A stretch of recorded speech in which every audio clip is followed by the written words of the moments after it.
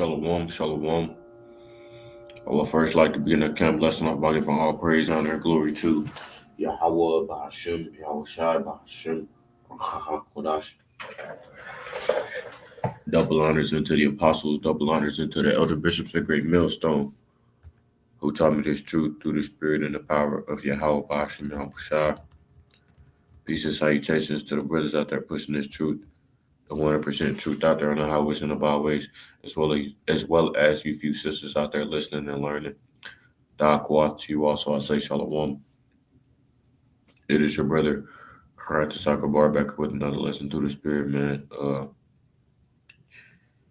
little bit under the weather, which is the reason why I didn't go out today on the highways and the byways.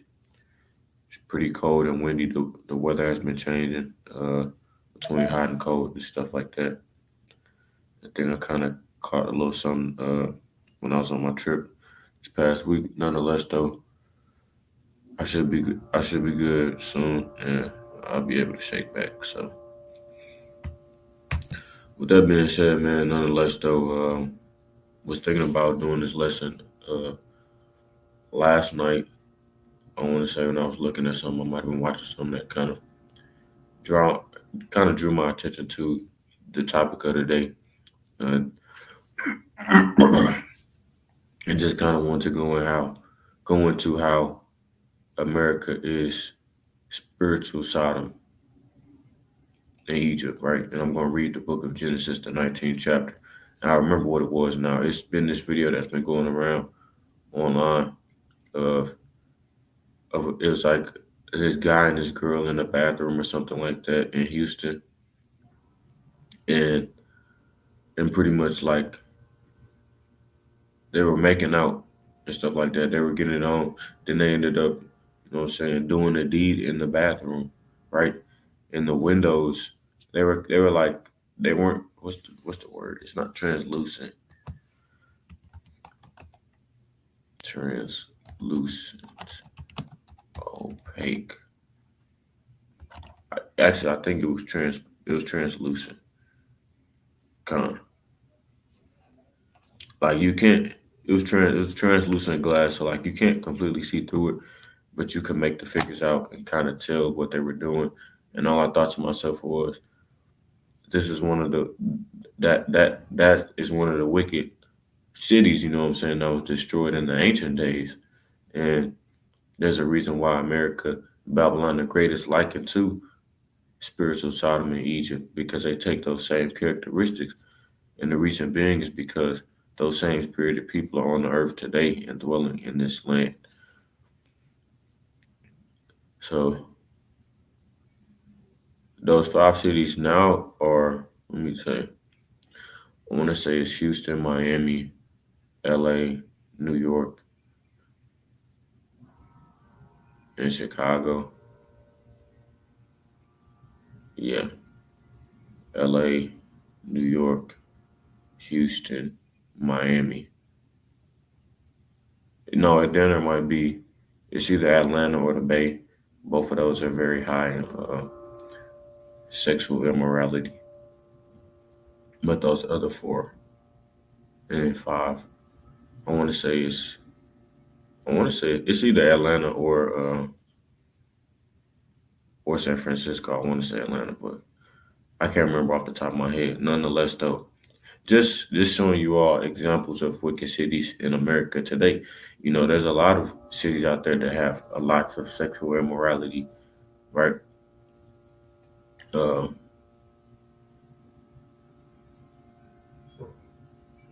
knowing that Houston is one of them, they have one of the highest STD rates in America. So that also played a factor into it as well. So I was looking at that. I see why motherfuckers just get it on in the bathroom like there's not a crowd of people in there. And the fact that the glass is translucent, it just shows a lack of care or even giving a fuck. So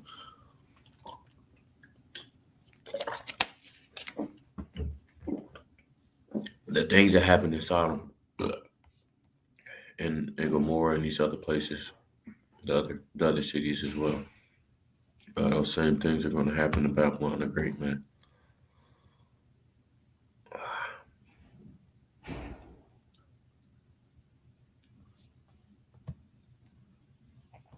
Did not mean to do that.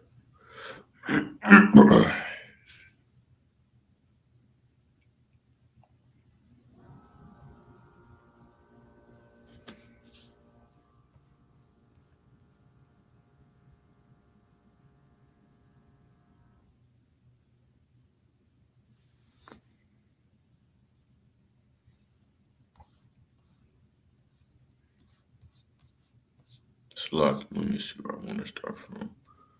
And when they shall have finished their testimony, he says in California, but shall make war against them, they shall overcome them and kill them.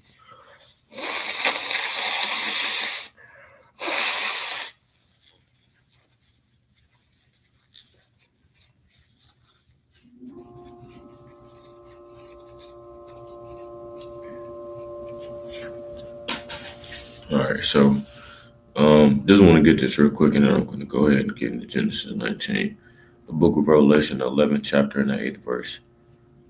We can go ahead and get the 7th verse just so you can know the context, and that's actually talking about Babylon the Great.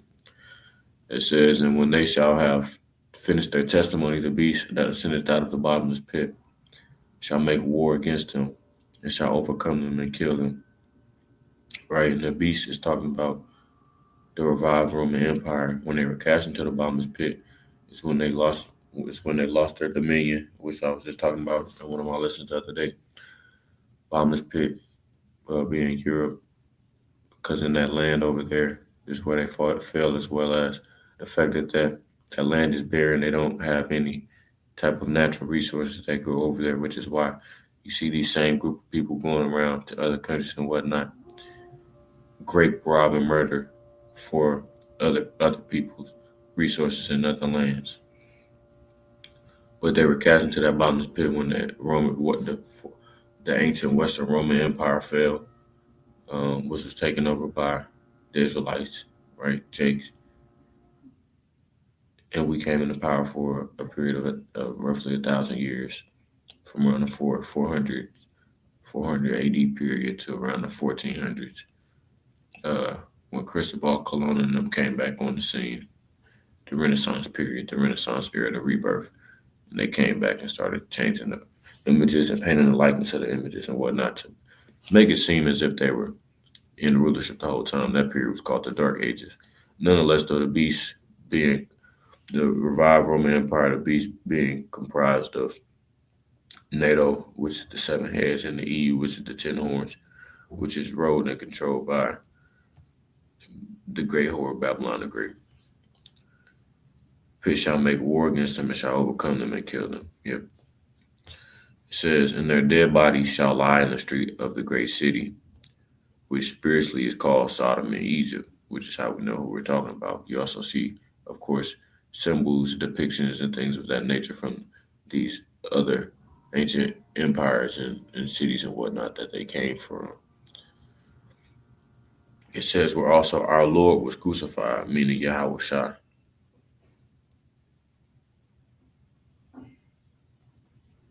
So I just wanted to pull that out because it's just making a reference. Now, it says the doom of Sodom, Genesis 19:1. It says, "And there came 2 angels to Sodom at even, and Lot sat in the gate of Sodom, and Lot, seeing them, rose up to meet them, and he bowed himself with his face toward the ground." Now, if you all don't know who Lot is, Lot was was a righteous Israelite. You could like him to being the Noah of his day, as Noah was the only righteous, was the most righteous man out of his generation. And when great destruction came, the Lord preserved him, same as Lot. And he also tried to warn his people as well, which is what we're doing. It says, "And he said, Behold now, my lords, turn in, I pray you, into your servant's house, and tarry all night, and wash your feet, and ye shall rise up early, and go on your ways. And they said, Nay, but we will abide in the street all night." So pretty much saying that they're not going to do what he told them to do. They're going to go out and kick it. Just like how Jake does nowadays. It's not nothing new is under the sun, man. It says, "And he pressed upon them greatly, and they turned it in unto him, and entered into his house." and he made them a feast, and did bake unleavened bread, and they did eat. And it says, but before they lay down, the men of the city, even the men of Sodom, compassed the house around, both old and young, all the people from every quarter, meaning almost like they besieged the house. They all were circled around it. Now let's get the word Sodom, because you have a lot of people in today's age that'll brag about doing booty things with women and whatnot, right? What's the word Sodom? What's the word sodomy comes from? The city Sodom, because that's what they were known for. Sodom equal, meaning burning, a Canaanite city, which is why another reason why the Lord told us not to mess with them people. A Canaanite city, usually paired with Gomorrah, located in the area of the Dead Sea and the Jordan River. Both cities destroyed by God in judgment. Right. You also had, them sacrificing their babies and whatnot. I talked about that. It's in the book of in the book of Wisdom of Solomon, the 12th chapter. Strong's H 5467. Sedom. Sedom.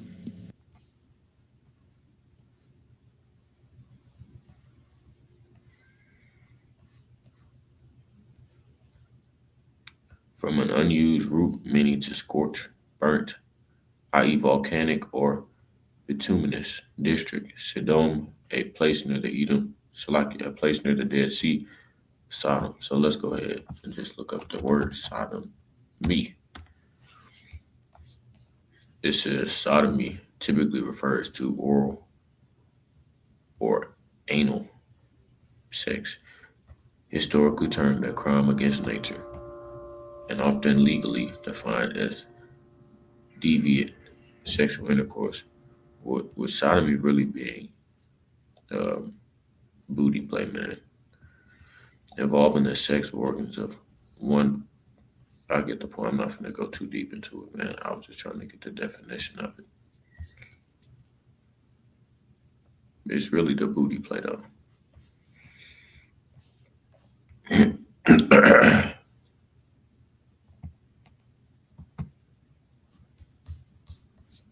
But it comes from that word, man.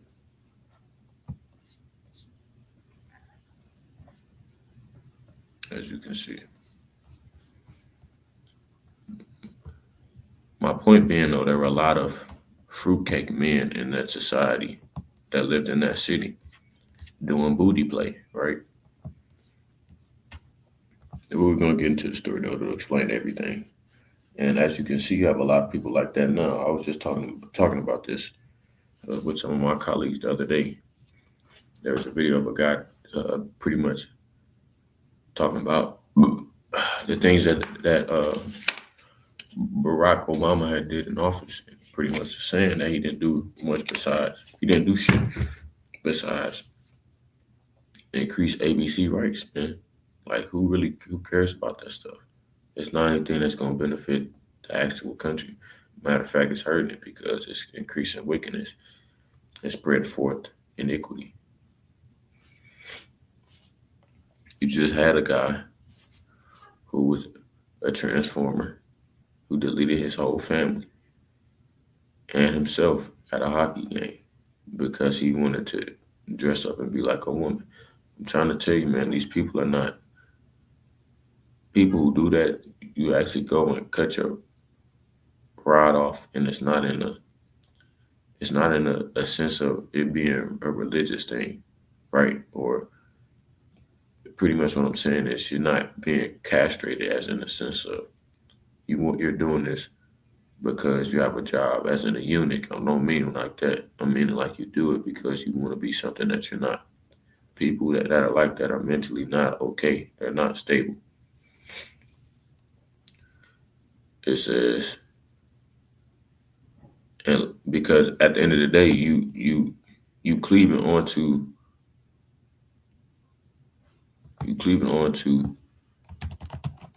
your own man-made thoughts, right? Matter of fact, let me get that. Because the Lord is not tempted by evil.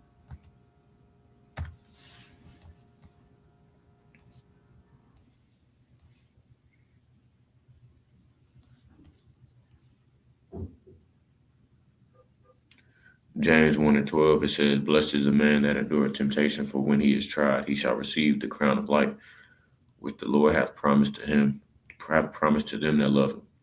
Let no man say when he is tempted, I am tempted of God. For God cannot be tempted with evil, neither tempteth he any man," right? The Lord designed things to go in a good way, in a just way. But through time, humans went contrary to that and went off and did things that were the exact opposite of how they were made. For an example of this being the fact that the Lord made marriage for men and women to join hand in hand. And the opposite of that would be men and men coming together, or women and women coming together, or even the fact that men and women divorcing, right? The Lord never, it even says in the scripture, the Lord never intended for marriages to end in divorce, right? It says, "But every man is tempted when he is drawn away of his own lust and enticed. Then when lust hath conceived, it bringeth forth sin, and sin, when it is finished, bringeth forth death." And I want to get this as well, just going into it'll just go into what I just been saying, man. It says, Romans 1 and 26 says, "For this cause God gave them up unto vile affections." Let me get a little bit out of.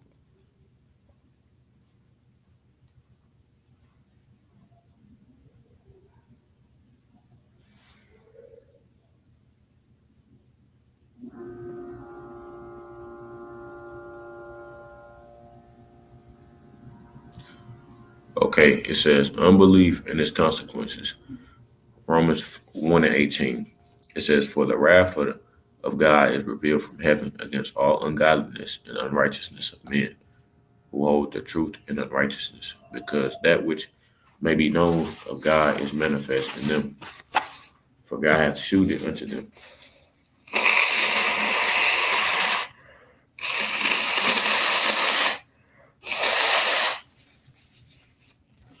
"For the invisible things of him from the creation of the world are clearly seen, being understood by the things that are made, even his eternal power and Godhead, so that they are without excuse.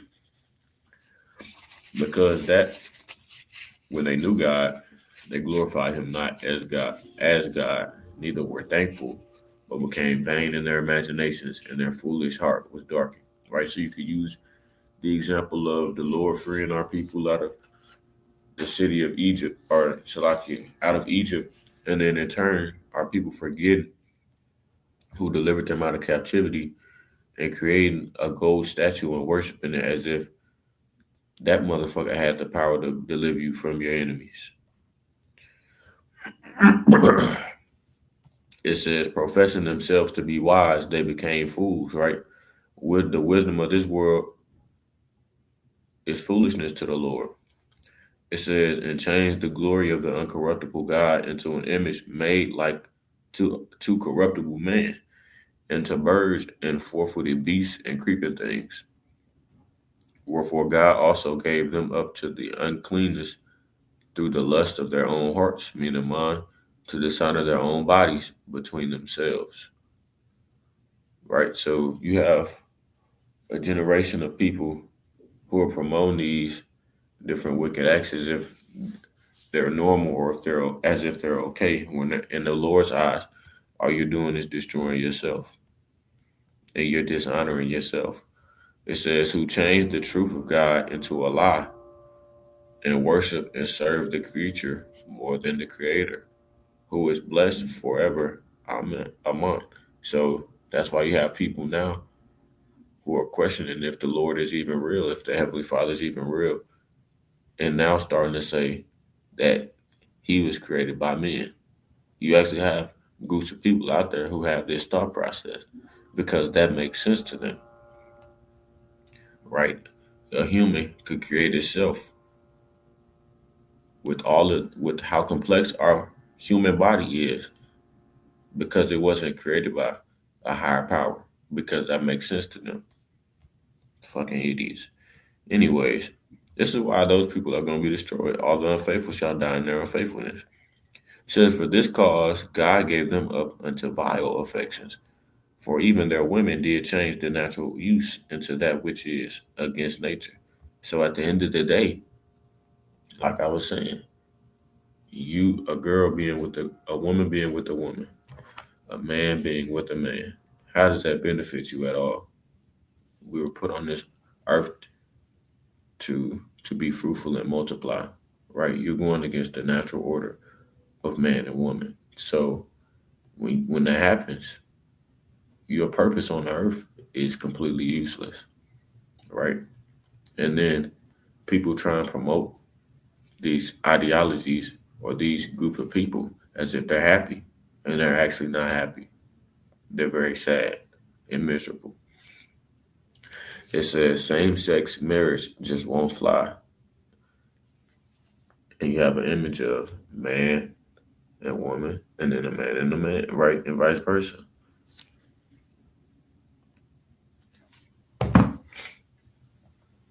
And it says, and likewise also the men, leaving the natural use of the woman, burned in their lust one toward another, men with men working that which is unseemly, and receiving in themselves that recompense of their error which was meet. And even as they did not like to retain God in their knowledge, God gave them over to a reprobate mind to do those things which are not convenient, being filled with all unrighteousness, fornication, wickedness, covetousness, maliciousness, full of envy, murder, debate, deceit, malignity, whisperers, backbiters, haters of God, despiteful, proud, boasters, inventors of evil things, disobedient to parents, without understanding, covenant breakers, without natural affection, implacable, unmerciful, who knowing the judgment of God, that they which commit such things are worthy of death, not only do the same, but have pleasure in them that do them, right? And the reason they have pleasure in doing these things is because they don't fear the Lord anymore. There's a lack of fearing the Lord on the earth as a whole. In the Israelite community specifically, because the Lord God is our God, the God of Israel, but also just in the earth as a whole, because even the powers that be have forgotten who put them in power. Going down to my point, man, verse 25 in NLT, it says they traded the truth about God for a lie. So they worshiped and served the things God created instead of the Creator Himself, who is worthy of eternal praise. Amen. It says that is why God abandoned them to their shameful desires, right? These are things that men thought on their own. It wasn't natural for a man to want to go lay down with another man. It says even the women turned against the natural way to have sex and instead indulged in sex with each other. It says, and the men, instead of having normal sexual relations with women, burned with lust for each other. Men did shameful things with other men, and as a result of this sin, they suffered within themselves the penalty they deserved. This is another reason why you have these sexual diseases going around as well. Not completely in a whole because of that, but other things as well, such as bestiality. There was a video of a guy I seen the other day, not too long ago, that said that he raped a horse, man. There was video evidence of the guy doing it. Now, I didn't see the video, but it was on the news. It says the dude went and snuck in somebody's ranch, and when it did that to that horse, man, it says since they thought it foolish to acknowledge God, he abandoned them to their foolish thinking and let them do things that should never be done. And the list goes on. Now, going back to verse 4, says, but before they lay down, the men of the city, even the men of Sodom, compassed the house around, both old and young, all the people from every quarter. It says, and they called on Lot and said unto him, where are the men which came in to thee this night? Bring them out unto us, that we may know them. So pretty much they're saying is, where were the guys that you came into town with? Um, we want to meet them.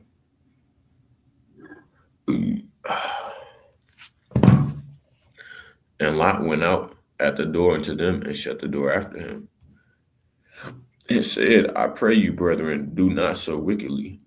Behold, now I have two daughters which have not known man.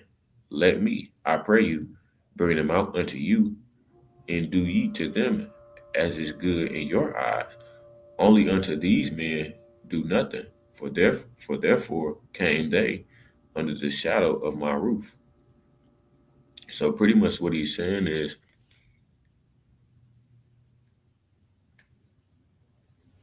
don't do anything wicked, right? He's trying to help them from going off. I'll offer you up my two daughters so you can take them in marriage. And he's saying that that they were virgins because they had never known man.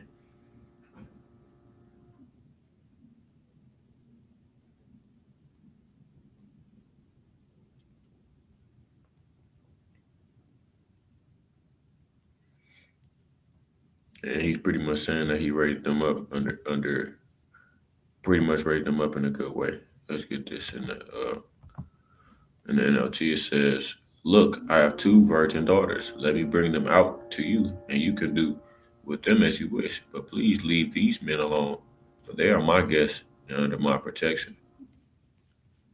Right? Because as you all know, in the book of Matthew, it speaks on if you come into a city, right, and you see it fit, you will bless the house. So it says, but the men put forth their hand and pulled Lot into the house to them and shut the door. So the guys that were in the house pulled him back in. And they smote the men that were at the door of the house with blindness, both small and great, so that they wearied themselves to find the door. So they pretty much put a curse up on those guys and caused them to be blind so that they would leave them alone. And then NLT says, then they blinded all the men, young and old, who were at the door of the house, so they gave up trying to get inside.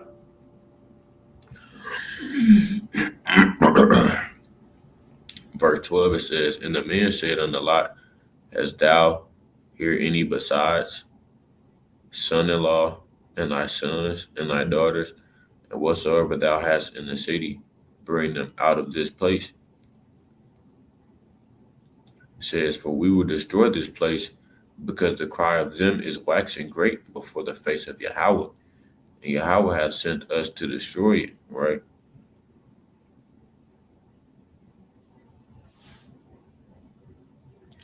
So what this is talking about is when, well, let me go ahead and finish this. It says, and Lot went out and spake unto his sons-in-law, which married his daughters, and said, up, get you out of this place, for Yahweh will destroy this city. But he seemed as one that mocked unto his sons-in-law, right? So pretty much what this is saying is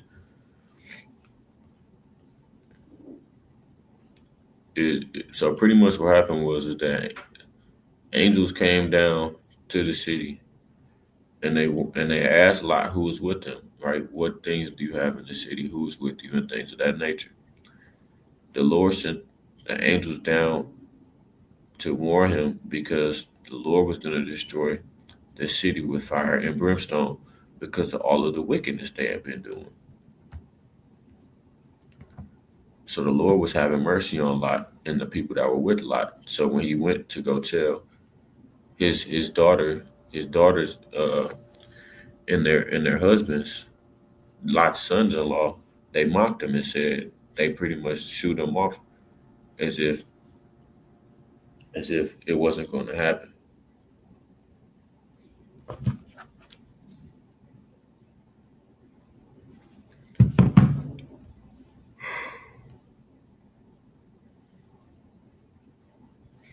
So, like, I should have said that the two angels pulled him in the house. Verse 10, but the two angels reached out, pulled Lot into the house, and bolted the door. Then they blinded all the men, young and old, who were at the door of the house. So they gave up trying to get inside. It says, meanwhile, the angels questioned Lot, do you have any other relatives here in the city? They asked, get them out of this place, your sons in law, sons, daughters, or anyone else. It says, for we are about to destroy this city completely. The outcry against this place is so great, it has reached the Lord, and he has sent us to destroy it. So Lot rushed out to tell his daughters, fiancés, quick, get out of the city. The Lord Yahweh is about to destroy it. But the young man thought he was only joking, right? So I'm gonna go piece by piece. Number one, let me get Second Ezra the 15th chapter. Second Ezra the 15th chapter and the fourth verse. For all the unfaithful shall die in their unfaithfulness. Behold, saith the Lord, I will bring plagues upon the world, the sword, famine, death, and destruction. So that's pretty much what the Lord did. He brought death and destruction. What we're about to read, he brought death and destruction to that place because of the wicked deeds that they've been doing. You can liken that under Babylon the Great because the shoe fits. And why is the Lord going to destroy this place? For wickedness hath exceedingly polluted the whole earth, and their hurtful works are fulfilled. Right? Their sins have reached the heavens. Let me get that.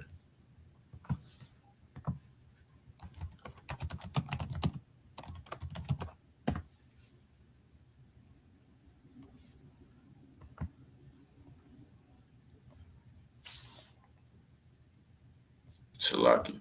It might be what I'm talking about, like in the or like in the GNT. Their sins have reached the heavens.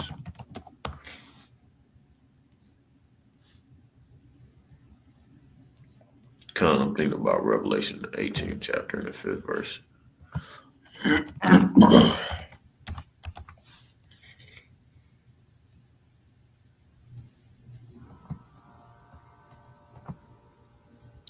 It says, for her sins have reached unto heaven, and God hath remembered her iniquities.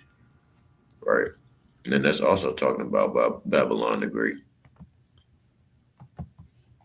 Going back to 2nd Ezra 15 and verse 16, it says, for wickedness hath exceedingly polluted the whole earth, and their hurtful works are fulfilled. Therefore saith the Lord. And this just ties into this is ties into it as well. So like I will hold my tongue no more touching their wickedness, which they profanely commit. Neither will I suffer them in those things in which they wickedly exercise themselves. Behold, the innocent and righteous blood crieth unto me, and the souls of the just complain continually. And therefore saith the Lord, I will surely avenge them and receive unto me all the innocent blood from among them. Right?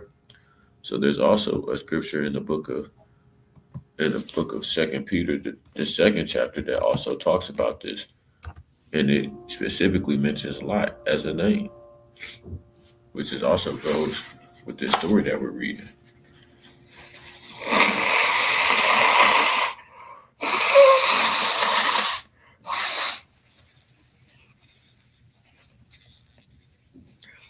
Second Peter, the second chapter and the fourth verse, it says, for if God spared not the angels that sinned, but cast them down to hell and delivered them into chains of darkness to be reserved unto judgment, and spared not the whole world, but saved Noah, the eighth person, a preacher of righteousness, bringing in the flood upon the world of the ungodly,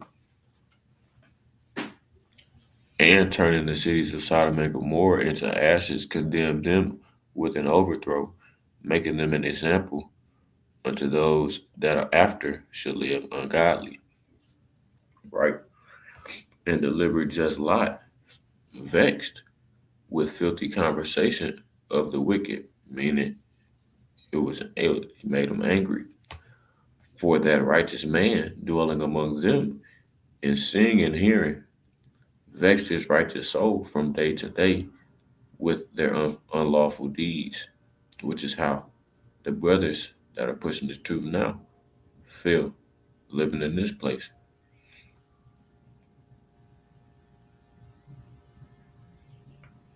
It says, the Lord knoweth how to deliver the godly out of temptations and to reserve the unjust unto the day of judgment to be punished. Right?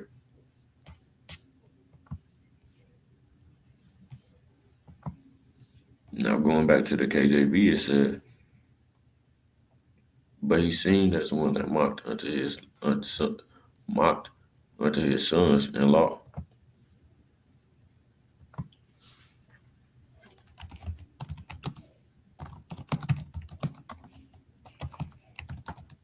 So it's just like when we tell these people, that the Lord is about to come and destroy this place for its wickedness and iniquities and whatnot that is brought forth upon the earth. And people sit there and they think that we're joking or that we're playing, right? Or they go and they mock and scoff at us, disliking them unto the same people that Lot was talking to, or the same people that Noah was talking to. That's that spirit of not in our lifetime, which is in the book of Second Peter, the third chapter, in the third verse, right? The third verse on down.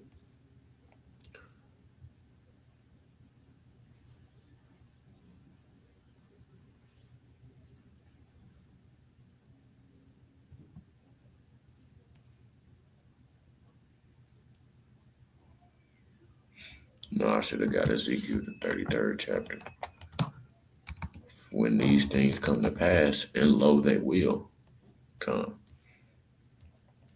Ezekiel 33 and 30, it says, also thou son of man, the children of thy people still are talking against thee by the walls and in the doors of the houses, and speak one to another, every one to his brother, saying, come, I pray you, and hear what the word that cometh from Yahweh, right? I even have people do that to me in my everyday life, as brothers have the same things happen to them as well.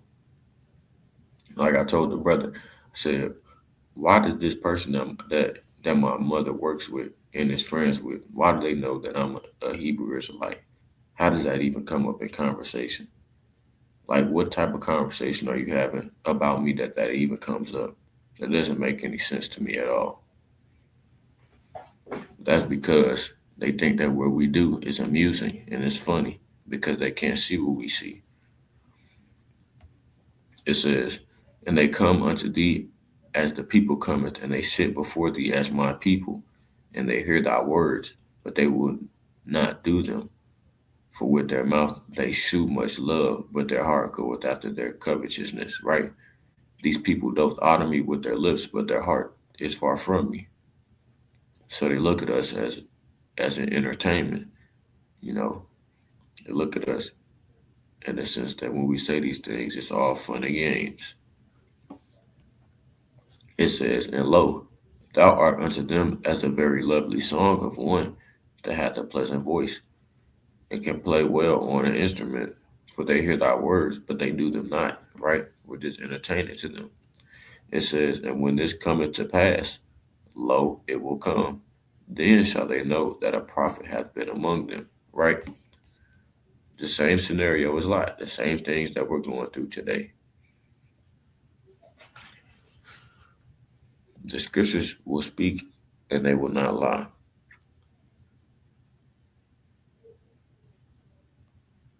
All right, jumping down to verse 15, it says, and when the morning arose, then the angels hastened Lot, meaning they got him quickly, right? That's what the word hasten means, quickly, swiftly, saying, arise, take thy wife, and thy two daughters, which are here, lest thou be consumed in the iniquity of the city. So go ahead and get your shit and let's bounce, man.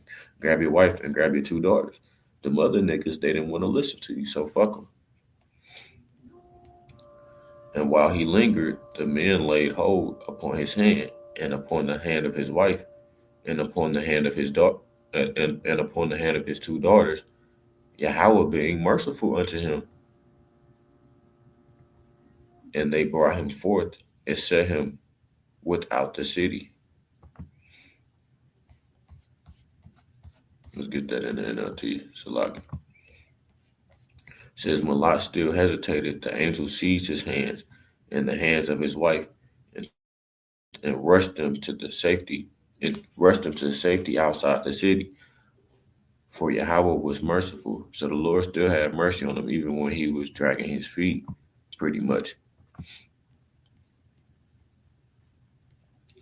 It says, and it came to pass when they had brought them forth abroad, that he said, escape for thy life.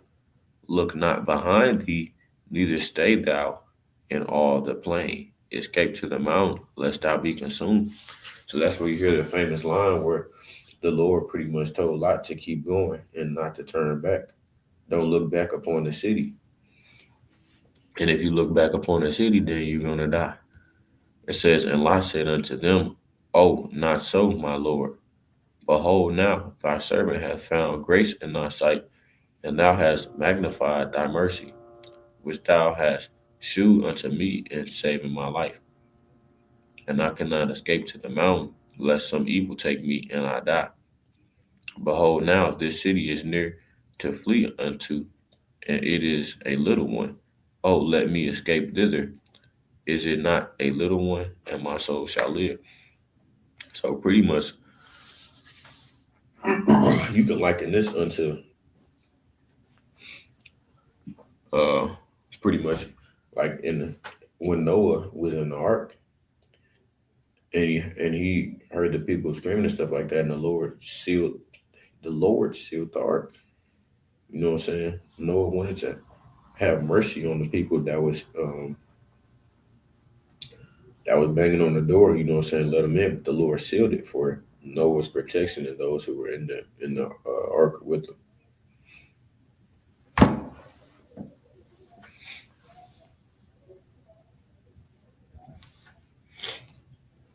And pretty much what this is saying is he's saying he cannot escape to the mountain, so he tried to go and flee to a city that was a little bit closer, but that city wasn't going to be safe neither.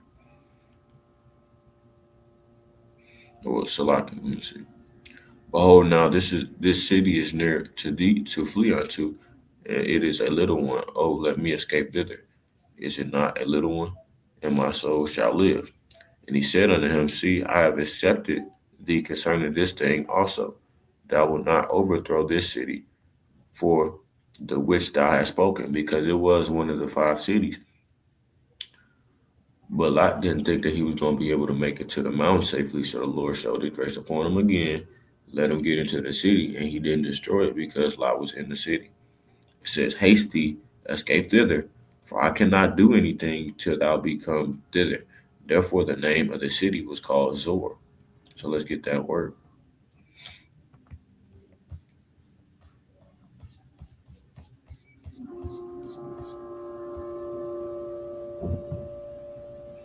Right? Brothers may says insignificance. A city in the southeast end of the Dead Sea, grouped with Sodom and Gomorrah as being one of the 5 cities slated for destruction by God, spared at Lot's plea as his place of refuge.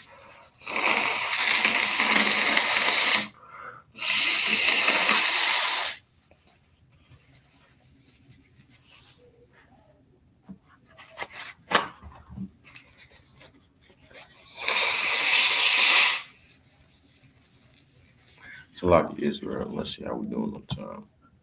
45 minutes. Okay. It's not bad. We don't have much more to go. It says the sun was risen up, and the sun was risen upon the earth when Lot entered into Zoar. I want to go back real quick. So, like, as y'all know, Lot's wife looked back and her ass perished. Switch it to the NLT real quick. I wish you could do split screen like how you can do on the phone. If you can do it on here, I don't know how to, but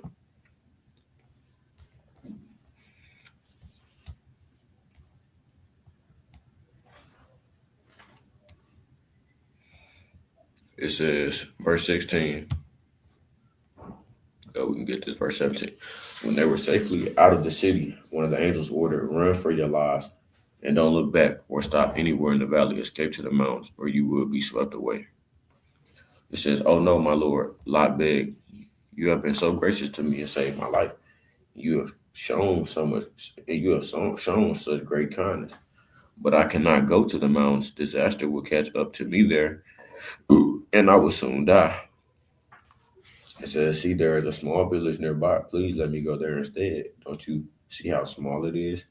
Then my life will be saved." It says, "All right," the angel said, "I will grant your request. I will not destroy the little village. But hurry, escape to it, for I can do nothing until you arrive there." This explains why that village was known as Zor, which means little place. If I would have went into the other part, it probably would have said the same thing. I didn't read all of the descriptions of it. The sun was risen upon the earth when Lot entered into Zoar, verse 23. It says, "Then Yahweh rained upon Sodom and Gomorrah brimstone and fire from Yahweh out of heaven," right? Which is going to happen in Babylon the Great as well, which is known as the second death in the book of Revelation. It says, "And he overthrew those cities and all the plain and all the inhabitants of the cities, and that which grew upon the earth, Shalaki, and that which grew upon the ground. But his wife looked back from behind him, and she became a pillar of salt," like I was saying. It says, "And Abraham got up early in the morning to the place where he stood before Yahweh.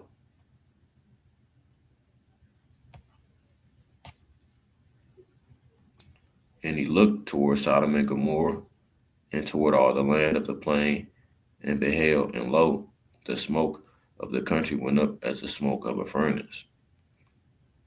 And it came to pass when God destroyed the cities of the plain, that God remembered Abraham and sent Lot out of the midst of the overthrow, when he overthrew the cities in which Lot dwelt." And Lot was Abraham's nephew, if I'm not mistaken. In NLT it says, "But God had listened to Abraham's request and kept Lot safe, removing him from the disaster that engulfed the cities on the plain."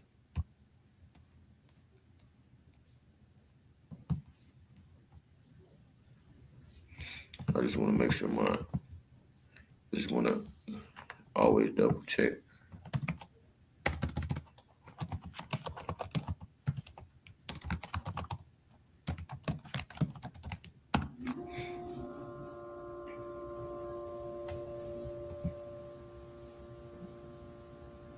That's what I thought. He was Abraham's nephew. Just wanted to make sure. All right. It says Lot is debased. It says, "And Lot went up out of Zor and dwelt in the mountain, and his two daughters with him. For he feared to dwell in Zor, and he dwelt in a cave, he and his two daughters." It says, "And the firstborn said unto the younger, Our father is old, and there is not a man in the earth to come in unto us after the manner of all the earth." And the reason why they said that was because of what happened. They thought that the whole earth was being destroyed. So they pretty much thought it was the end of the world. It says, "Come, let us make our father drink wine, and we will lie with him, that we may preserve seed of our father," right? So they pretty much got Lot drunk, and they had sexual relations with him as a way to bring forth seed. Like I said, they thought the world was ended. It says, "And they made their father drink wine that night, and the firstborn went in and lay with her father, and he perceived not when she lay down, nor when she arose." So he didn't know anything about it. "And it came to pass on the morrow that the firstborn said unto the younger, Behold, I lay yesterday night with my father. Let us make him drink wine this night also, and go thou in and lie with him, that we may preserve seed out of our father. It says, and they made their father drink wine that night also. And the younger arose and lay with him. And he perceived not when she lay down, nor when she arose. It says, thus were both the daughters of Lot with child by their father, right? Which is incest. As a matter of fact.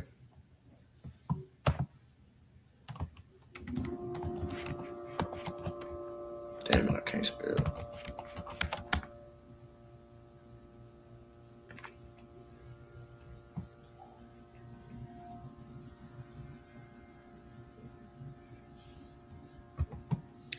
It says, and the younger she also bare a son, and called his name Benami. The same is the father of the children of Ammon unto this day. So Salakia, verse 37. And the firstborn bare a son, and called his name Moab. The same is the father of the Moabites unto this day, which is the so-called Chinese man today. And the younger she also bare a son, and called his name Benami. The same is the father of the children of Ammon unto this day, which Ammon is the so-called Japanese.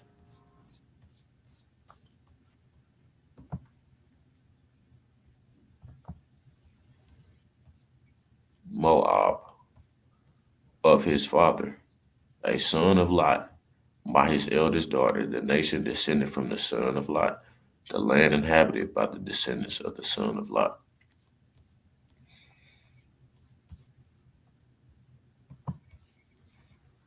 So that is why the Moabites and the Ammonites, or the Chinese and the Japanese, they have those eyes that look, what I'm saying, kind of slanted, because they were the sons of incest. They were the product of incest.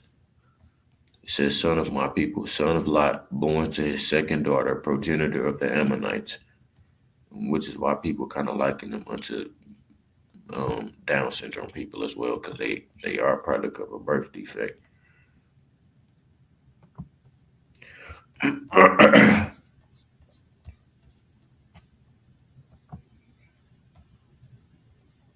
Damn it, I didn't mean to push that. Ammon, tribal, a people dwelling in the Transjordan, descended from Lot through Benami. So they are, because Lot was an Israelite. Of course, back then they weren't known as Israelites. He was a Hebrew Israelite. But just because this is a case where his seed, the sons, became their own people, but they're not of the house of Israel, because they were the product of incest. They were Hebrews, they weren't Hebrew Israelites. Now I want to get this. It says, Deuteronomy, the 23rd chapter, in the first verse, it says, he that is wounded in the stones, or hath his privy member cut off, shall not enter into the congregation of Yahweh, which is what I was mentioning earlier. A bastard shall not enter into the congregation of Yahweh, even to his 10th generation shall he not enter into the congregation of Yahweh. An Ammonite or a Moabite shall not enter into the congregation of Yahweh, even to their 10th generation shall they not enter into the congregation of Yahweh forever, because they met you not with bread and with water in the way, when ye came forth out of Egypt, and because they hired against thee Balaam, the son of Beor of Pethor of Mesopotamia, to curse thee. Which if y'all don't know about the story of Balak and Balaam, you should go and read up on that.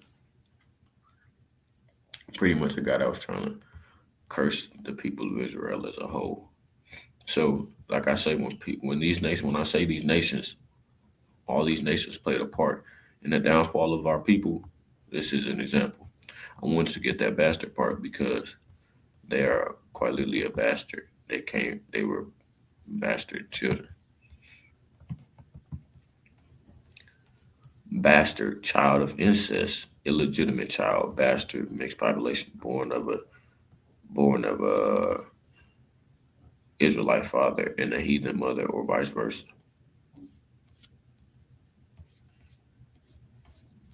So they were a product of incest, man. But the things that happen in this, hey, the Lord's going to preserve his elect, right? The Lord's going to preserve his elect in a time of need, in a time of distress, in a time of trouble. And the way that Sodom and Gomorrah went down is going to be the way that Babylon the Great falls, right? By nuclear destruction, by fire and brimstone. So, just wanted to come at y'all with something real quick, man. This lesson seemed fairly quick, but that's what happens when you're going through the Spirit. So, Lord willing, it was edifying to those out there listening and watching. I'm going to close it off there. Call halal Yahweh Bahashem Yahweh Shai Bahashem Hakodash. Double blessing and honor to the apostles and the elder bishops of Great Millstone who taught me this truth through the spirit and the power of Yahweh Bahashem Yahweh Shai. And until next time, I say Shalom, Israel. Shalom. And as always, we're one day closer to the kingdom, man. Keep pushing, keep pushing, keep pushing. Shalom, Israel. Shalom.